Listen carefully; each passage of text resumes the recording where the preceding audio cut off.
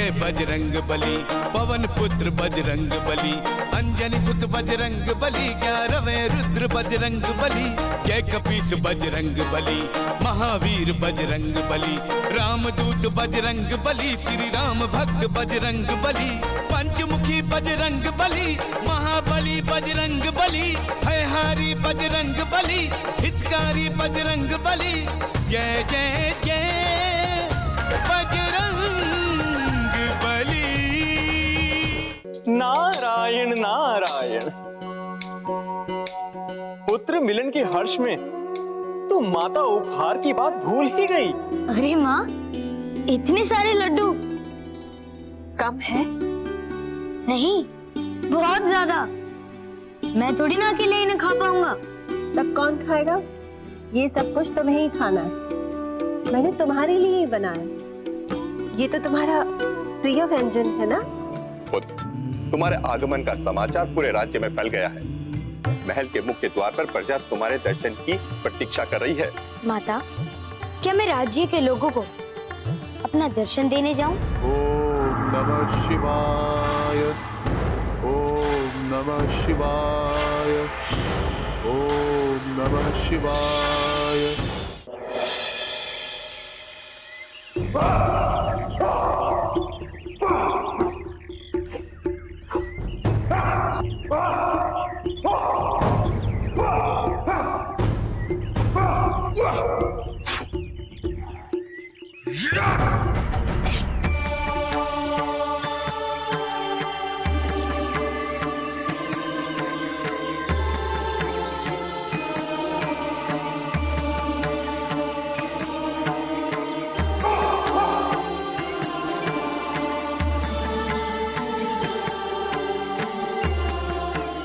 आओ पुत्र, तुम भी अभ्यास करो।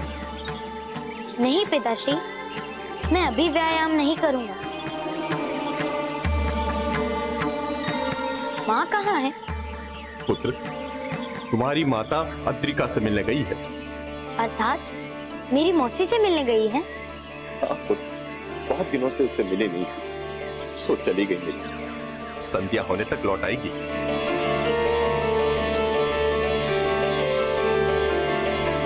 केवल मिलने गई है या किसी आवश्यक कार्यवश से गई है? हाँ, एक पथ दो काज, मिलना भी और अवश्य कार्य भी। पिताश्री, एक बात पूछूं? हाँ हाँ पुत्र, पूछो। कहीं माँ मुझसे रुष्ट होकर तो नहीं गई है ना?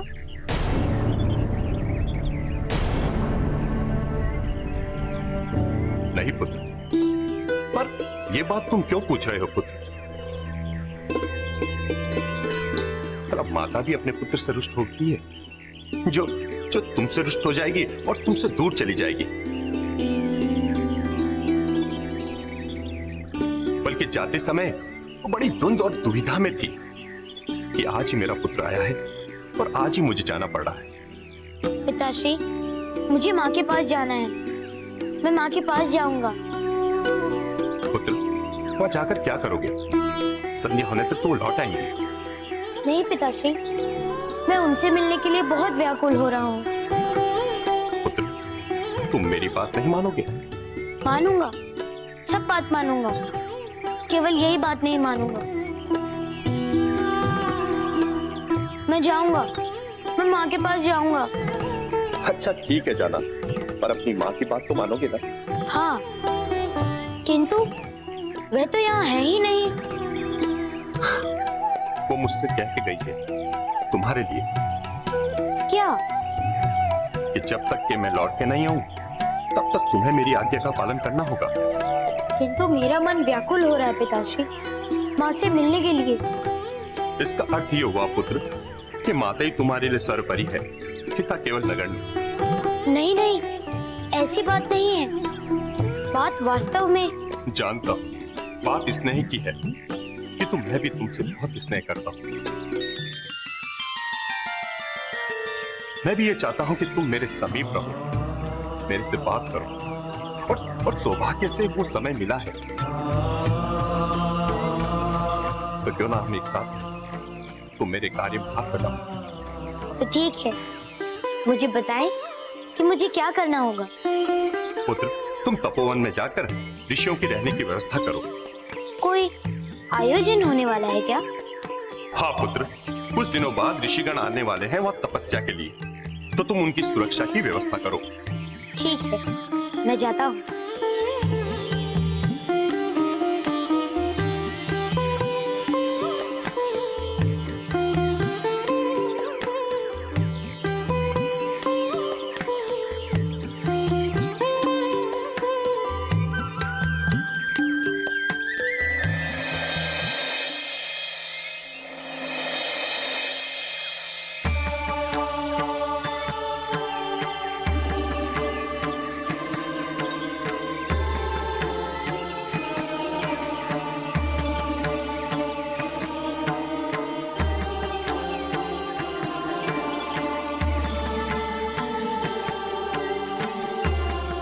पिताश्री ने तो कहा था कि ऋषियों के आने में तो अभी समय है। वे तो पहले से ही पधारे हुए हैं। अच्छा हुआ कि मैं आ गया। मैं इनसे जाकर पूछ लेता हूँ कि इन्हें तपोवन में कोई समस्या तो नहीं है ना।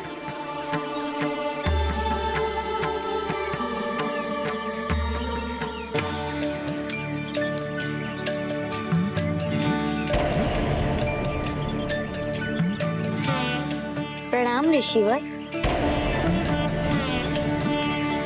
हे ऋषिवर, कृपया मुझे बताएं कि यहाँ पे आपको कोई कष्ट तो नहीं है ना? बालक, मैं ऐसे प्राणी से वार्ता नहीं करता जो अपने मन पर बोझ लेकर चलता हूँ।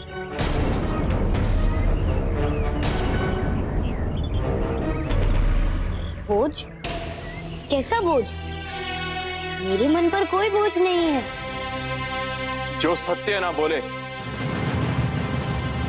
अपने वचन का पालन ना करे और जिसकी आत्मा में धिक्कार भाव ना हो, मैं ऐसे प्राणी से भी वार्ता नहीं करता बालक,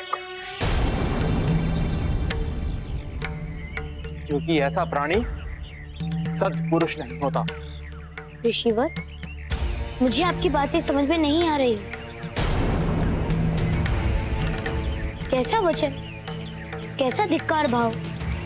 अच्छा, वचन तो वचन, तुम अपना कथन भी भूल गए। तुम उद्दंड बालक। हे ऋषिवर, मैं सत्य कह रहा हूँ। मुझे आपकी बातें बिल्कुल समझ में नहीं आ रही हैं। कृपया मुझे स्पष्ट कहें तथा साथ ही मेरा मार्गदर्शन करें कि मैं क्या करूं जिससे मेरे दुर्गुण चले जाएं। मुझसे कोई त्रुटि हुई है तो मैं उसे सुधारने के लिए तत्पर हूँ। मुझे बताएं ऋषिवर। तुम अपनी माता को उपहार देने वाले थे, दिया? नहीं दिया ना? रिक्त हाथों चले गए अपनी माता से मिलने? गए ना? हाँ, ये सत्य है कि मैं अपनी माता के पास रिक्त हाथ गया, किंतु मैं जानबूझकर नहीं गया। मुझे कोई उपहार देने योग्य कुछ मिला ही नहीं, इसलिए मैं बिना उपहार लिए ही चला गया। जीवनदात्री के सामने तो जीवन का उपहार भी तो है ऋषिवर। तो क्या उपहार देता मैं अपनी जननी को? सत्य कहा तुमने बालक। जन्मदात्री के ऋण को तो इस संसार में कोई भी और कभी भी नहीं चुका सकता, किंतु उपहार से जन्मदात्री की भावनाओं को दुगना अवश्य किया जा सकता है। तो मुझे बताएं ऋषिवर और मेरा मार्गदर्शन करें कि मैं क्या उपहार लूं। अपनी बुद्धि लगाओ बालक, चारों ओर अपनी दृष्टि दौड़ाओ और चुनो उपहार योग्य वस्तु। यदि फिर भी तुम्हें समझ ना आए तो जाओ पूछो जाकर प्रजापति ब्रह्मा से, लीलाधर विष्णु से और महाकाल महादेव से।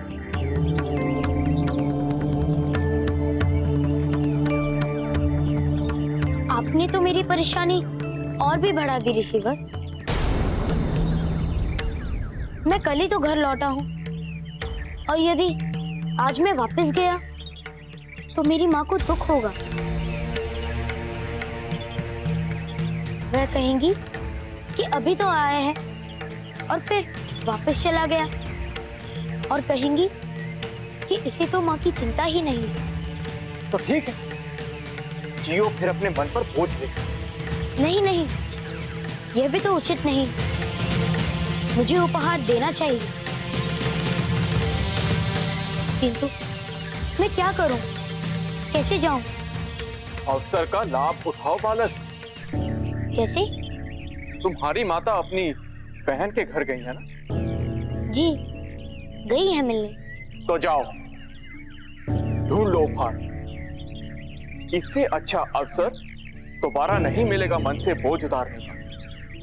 ठीक है, मैं जाऊंगा उपहार लेने, किंतु मुझे उपहार लेने जाने के लिए पिताश्री की आज्ञा लेनी है।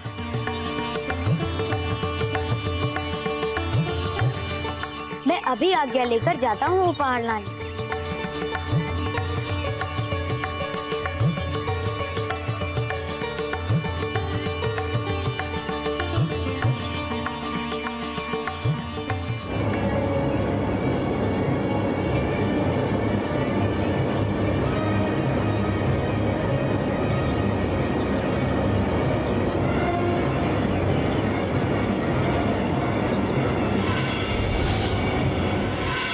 नारायण नारायण।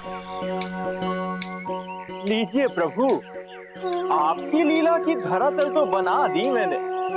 नारायण नारायण।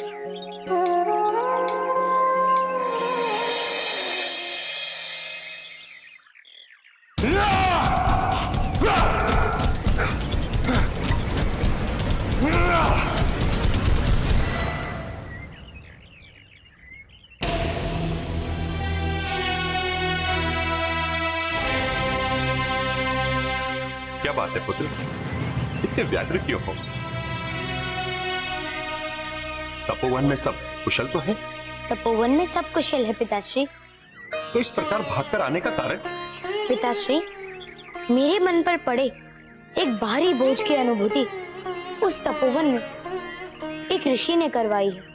तपोवन में ऋषि रही, ये कैसे संभव है पुत्र? वहाँ तो ऋषि हैं। मैंने उनका दर्शन किया, उनसे बातें की। वो किस बोझ की बात कर रहे थे पुत्र? मुझे एक वस्तु की खोज करने जाना है पिताश्री। उसके लिए मुझे आपकी आज्ञा चाहिए। मैं सूर्यास्त से पहले तक आ जाऊंगा। पुत्र, तुम उस वस्तु का नाम बताओ, मैं मंगवा दूंगा। नहीं पिताश्री, मैं उसे स्वयं खोजना चाहता हूँ, किसी दास या किसी सैनिक के द्वारा नहीं। कृपया मुझे जाने की अनुमति दे दीजिए पिताश्री।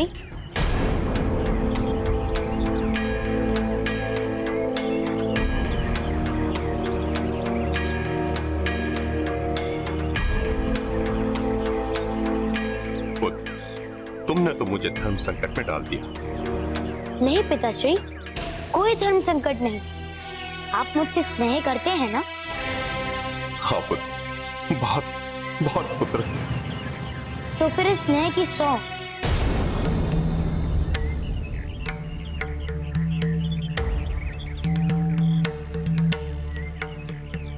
ठीक है पुत्र, तुम जाओ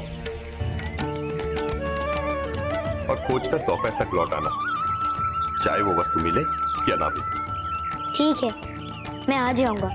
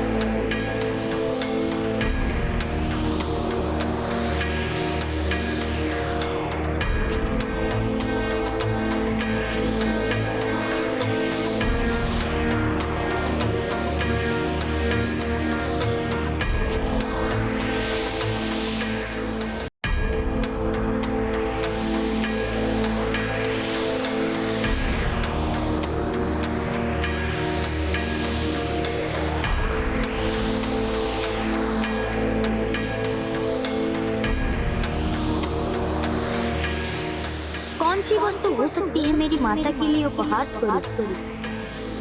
मेरी तो कुछ समझ में नहीं आ रहा है कि क्या लूं माँ को भेंट देने के लिए। सारी पृथ्वी का चक्कर तो लगा लिया है मैंने, किंतु मुझे तो ऐसा कुछ भी नहीं दिख।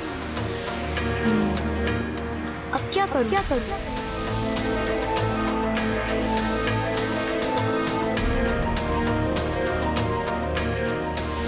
अपनी बुद्धि लगाओ बालक, चारों ओर अपनी दृष्टि दौड़ाओ और चुनो उपहार योग्य वस्तु। यदि फिर भी तुम्हें समझ ना आए तो जाओ पूछो जाकर प्रजापति लीलाधर विष्णु से, महाकाल महादेव। हाँ, उन्हीं से पूछता हूँ।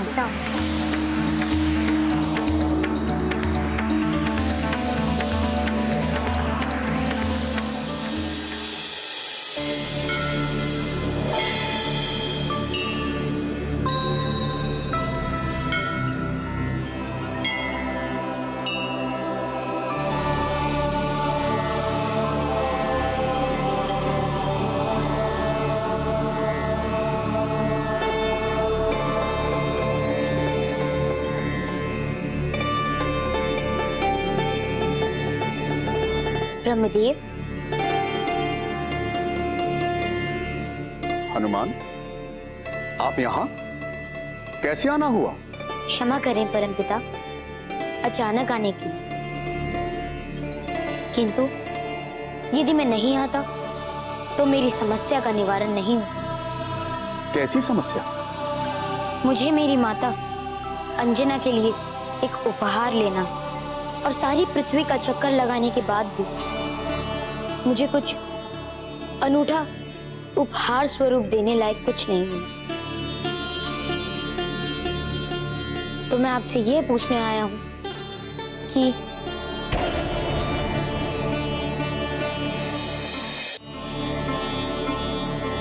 प्रणाम ब्रह्मदेव। प्रणाम ब्रह्मदेव।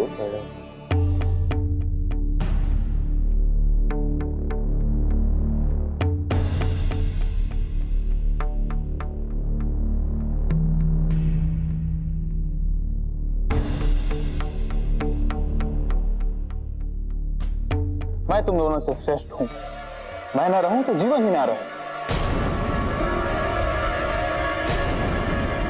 मेरे बिना तुम्हारा कोई अस्तित्व नहीं जलदेव, इसलिए श्रेष्ठ मैं हूं। तुम लोग मुझे क्रोध मत दिलाओ। मैं ही वो माध्यम हूं जिससे देवताओं को भोग प्राप्त होता है, इसीलिए मैं ही श्रेष्ठ हूं।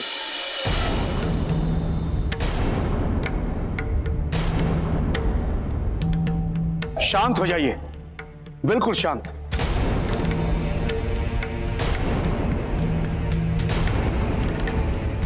आप लोग देवता होकर लड़ रहे हैं?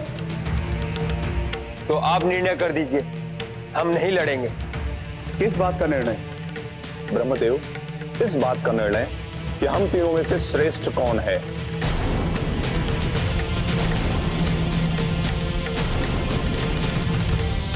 ब्रह्मदेव, मैं कहता हूं कि इन दोनों से श्रेष्ठ मैं हूं। यदि मैं ना उपजूं तो पृथ्वीवासी और देवता सभी भूख से मरते। इसलिए देवताओं को मिलने वाले अर्घ में से एक बड़ा अंश मुझे भी मिलना, क्योंकि मुझसे ही जीवन है। नहीं ब्रह्मदेव, श्रेष्ठ मैं हूं। मैं हूं तब अन्न का सिंचन होता है और वह उपजता है।